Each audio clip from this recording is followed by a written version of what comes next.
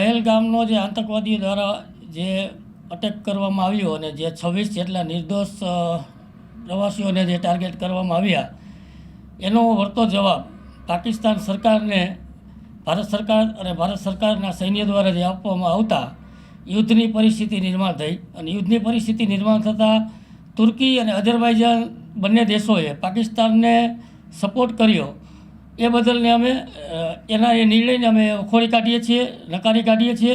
એના અંતર્ગત અમે અત્યારે સિરામિક એસોસિએશન દ્વારા જે એક વિચારણા એવી કરી કે જે અત્યારે તુર્કી અને અઝરબાઈજાનમાં અંદાજે વાર્ષિક 100 કરોડની જે નિકાસ થાય છે એ નિકાસ ઉપર અમે બોયકટ કરવાનું વિચાર કરીએ છીએ.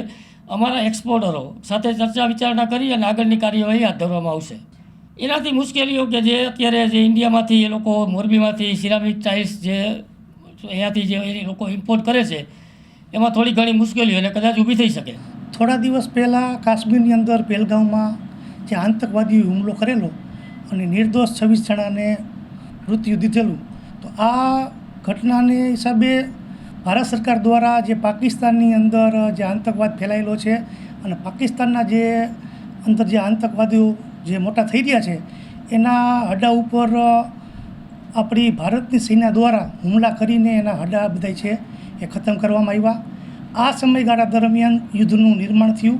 એની અંદર તુર્કી અને અઝરબૈજાન છે એને પાકિસ્તાન દેશને સપોર્ટ કર્યો, પાકિસ્તાની આતંકવાદીનો સપોર્ટ કર્યો અને આ હિસાબે અમે તુર્કીનો વિરોધ કરીએ છીએ.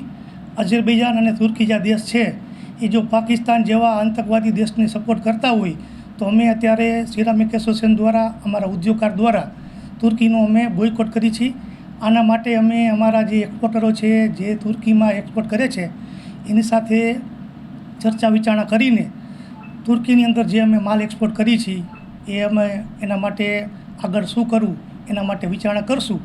અને આ ઉપરાંત અમારા ઉદ્યોગકારો છે એ તુર્કીમાં અને અઝરબૈજાનની અંદર વિઝિટ કરતા હોય છે, પ્રવાસમાં જતા હોય છે. તો આ પ્રવાસ ઉપર પણ અમે બેન લગાવ્યો છે. અમારા કોઈ ઉદ્યોગકારો પ્રવાસ અહીંયા કરશે નહીં.